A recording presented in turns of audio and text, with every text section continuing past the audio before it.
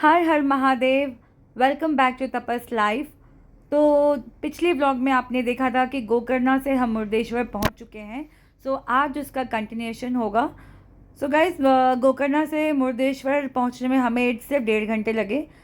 This is our room and this is the view.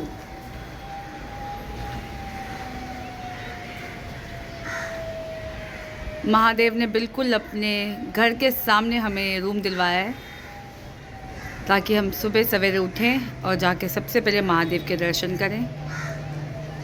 और look at this समुंदर। This is our hotel and this is the famous Murudeshwar temple.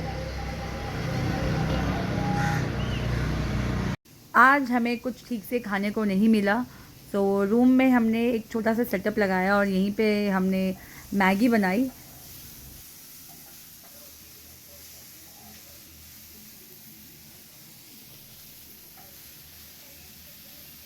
Dinner के लिए पति परमेश्वर ने कहा कि आज उनका मन है प्याज के पराठे खाने का, तो लीजिए मैंने प्याज के पराठे बना लिए। घर से हम चकला लेके नहीं आए थे, बेलन है हमारे पास। आई यूज द चॉपिंग बोर्ड, इसी पे मैंने पराठे बनाए। और उसके साथ के लिए अचार तो था ही, एंड टमाटर भी लिए थे, तो टमाटर की चटनी बनाई और हमने ये डिनर किया।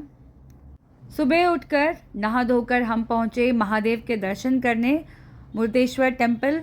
आपके जानकारी के लिए बता दूं, ये वर्ल्ड का सेकेंड टॉलेस्ट शिवा स्टैचू है। आप लोग सोच रहे होंगे कि अगर ये दूसरे नंबर पे आता है तो पहले नंबर पे कौन है, तो आप लोगों को गूगल करने की ज़रूरत नहीं है। सबसे बड़ा स्टैचू जो है दैट इज़ इन नेपाल, जिसका नाम है कैलाशनाथ महादेव स्टैचू, जो कि 123 फुट का है। 80 सीढ़ी चढ़ने के बाद आप ऊपर मंदिर तक पहुंचते हैं। इस मंदिर का निर्माण 2008 में पूर्ण हुआ था और इस मंदिर की ऊंचाई 249 फीट है। मुरुदेश्वर अरेबियन सी के बिल्कुल तट पे बना हुआ है और ये मैंगलोर से 165 किलोमीटर दूर है। बहुत ही सुंदर और शांत मंदिर है गाइस, यहाँ पे तो एक बार आना बनता है। मंदिर के प्रांगण में ही बहुत सारे छोटे छोटे मंदिर हैं। यहाँ एक शिवजी का बहुत सुंदर मंदिर है जिसे सुंदर रामेश्वर कहते हैं, और इसी के साथ यहाँ पे एक छोटा सा गुफा भी है। केव में एंटर करने के लिए आपको 20 रुपीज़ का टिकट लेना होता है और उसके बाद आपको मुरुदेश्वर की स्टोरी सुनने को मिलती है। मुरुदेश्वर की कहानी सीधे सीधे रावण से कनेक्टेड है। रावण की माँ, जो भगवान शिव की कट्टर भक्त थी, अपने बेटे की समृद्धि के लिए शिवलिंग की पूजा किया करती थी। स्वर्ग के देवता इंद्र इस चीज़ से ईर्ष्या रखते थे। उन्होंने शिवलिंग को चुरा लिया और समुद्र में फेंक दिया। रावण की माँ व्याकुल भूख हड़ताल पर बैठ गई। तब रावण ने अपनी माँ से वादा किया कि वह भगवान शिव के निवास स्थान कैलाश पर्वत पर जाएंगे और उनकी पूजा के लिए मुख्य आत्मलिंग को ही लेकर आएंगे। तब रावण ने भगवान शिव को प्रसन्न करने के लिए कैलाश पर्वत पर कठोर तपस्या की और अपनी मधुर आवाज़ में शिव की स्तुति, जो कि शिव तांडव स्तोत्र है, वो गाई। यहाँ तक कि उसने अपना सिर भी काट लिया और उनकी त्वचा और आंतों से धागे खींचकर एक वीणा बनाई। भगवान शिव प्रसन्न हुए और वे उनके सामने प्रकट हुए और एक इच्छा व्यक्त की। रावण ने आत्मलिंग को वरदान के रूप में मांगा। रावण की इच्छा के अनुसार भगवान शिव उसे वरदान देने के लिए सहमत हो गए कि आत्मलिंग को कोई चुरा नहीं सकता या हटा नहीं सकता, इस शर्त के साथ कि जहाँ की आत्मलिंग को ज़मीन पर रखा जाएगा वह उसी स्थान पर हमेशा के लिए स्थापित हो जाएगा। उनका वरदान प्राप्त करने के बाद रावण वापस लंका की यात्रा पर निकल पड़ा। जैसे ही रावण गोकर्णा के निकट पहुंचा, भगवान विष्णु ने सूर्य को मिटाकर शाम का रूप दे दिया। अब रावण को अपनी संध्या अनुष्ठान करना था, लेकिन वह चिंतित था क्योंकि आत्मलिंग के हाथ में होने के कारण वह ऐसा नहीं कर पाएगा। इस समय भगवान गणेश ने एक ब्राह्मण लड़के के वेश में उनका स्वागत किया। रावण ने उससे अनुष्ठान करने तक आत्मलिंग को अपने पास रखने का अनुरोध किया और उसे ज़मीन पर ना रखने के लिए कहा। गणेश ने उसके साथ एक सौदा किया और कहा वह रावण को 3 बार बुलाएगा और यदि रावण उस समय भीतर वापस नहीं आया तो वह आत्मलिंग को ज़मीन पर रख देगा। गणेश जी ने 3 बार तेजी से पुकारा, लेकिन रावण निश्चित समय में नहीं आ सका। रावण के लौटने से पहले ही भगवान गणेश ने आत्मलिंग को ज़मीन पर रख दिया। रावण को धोखा दिया और अपनी गायों के साथ दृश्य से गायब हो गया। तब रावण ने एकमात्र गाय का पीछा किया जो भूमिगत हो रही थी। हालांकि वह गाय का कान पकड़ने में कामयाब रहा क्योंकि गाय का बाकी शरीर जमीन के नीचे गायब हो चुका था। वह इसीलिए इस स्थान को गोकर्ण नाम दिया गया। गोकर्ण शब्द का अर्थ है गाय का कान, जहाँ संस्कृत में गो का अर्थ गाय और कर्ण का अर्थ कान। रावण ने जब आत्मलिंग को जोर से खींचा तो उसके 5 टुकड़े हो गए। सबसे बड़ा वाला हिस्सा गोकर्ण के महाबलेश्वर मंदिर में है और दूसरा हिस्सा मुर्देश्वर में, और बाकी के सज्जेश्वर, धारेश्वर, गुणवंतेश्वर गोकर्ण से मुर्देश्वर के रास्ते में ही हैं।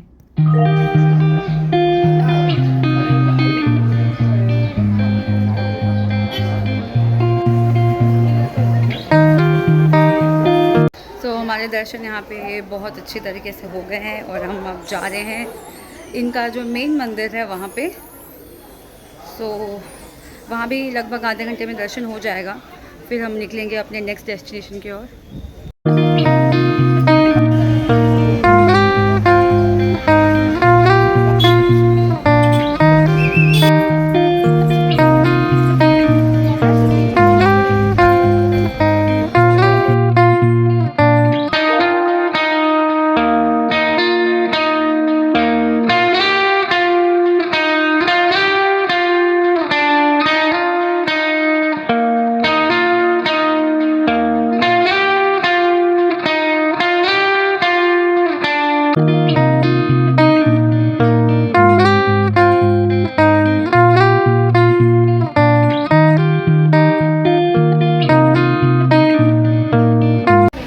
ये जो मेरे पीछे है दैट्स द मेन टेम्पल, और हमारे यहाँ पे दर्शन हो गए अच्छे से और अब हम जा रहे हैं वापस।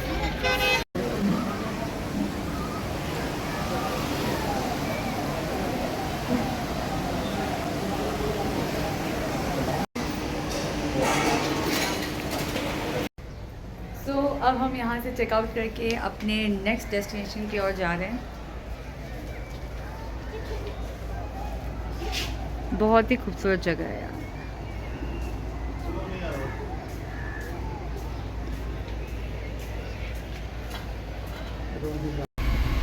Bye bye, till we meet again.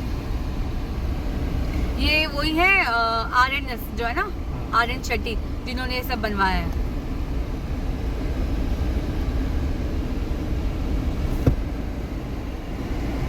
Entry पे ही देखो इनका बनाया हुआ है स्मारक।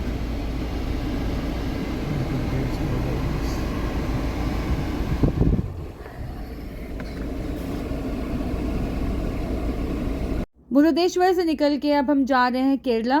तो आज का जो हमारा स्टॉप रहेगा that will be in Kannur. जैसे मैंने आपको पहले भी बताया था कि coastal roads are super sexy, और ये देख रहे हो आप हमारे साथ साथ समंदर चल रहा है और हम। सो गाइस, हमें ये जगह ना बहुत ही खूबसूरत लगा। This is actually a selfie point. तो हम ऑन द वे हम यहाँ रुके हैं ताकि हम भी कुछ अच्छे सेल्फीज ले लें यहाँ पे। So this is the view. बिल्कुल राम सेतु टाइप से लग रहा है। ये छोटे छोटे पत्थर बना रखे हैं।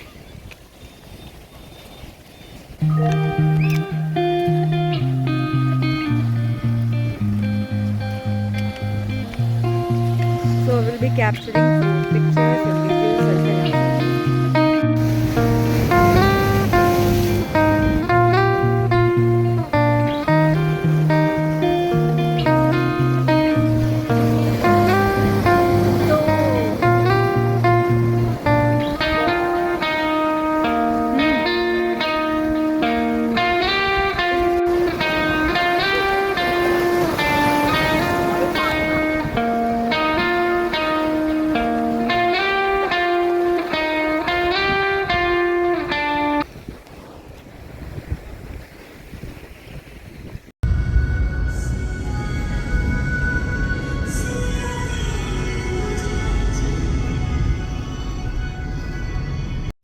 सो गाइस, हमारी गाड़ी रोकी गई केरला बॉर्डर पे, कर्नाटका एंड केरला के बॉर्डर पे गाड़ी रोकी गई।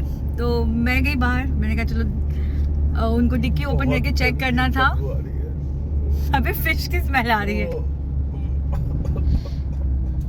देन मैंने डिक्की ओपन किया एंड ही सॉ कह रहे कि ड्रेस था। मैंने कहा हाँ dress in the sense clothes. मैंने कहा हाँ 3 महीने के कपड़े हैं, राशन पानी लेके चले। चंदन बाबू तो आज हिले नहीं है गाड़ी से क्योंकि इनको लैंग्वेज बैरियर है।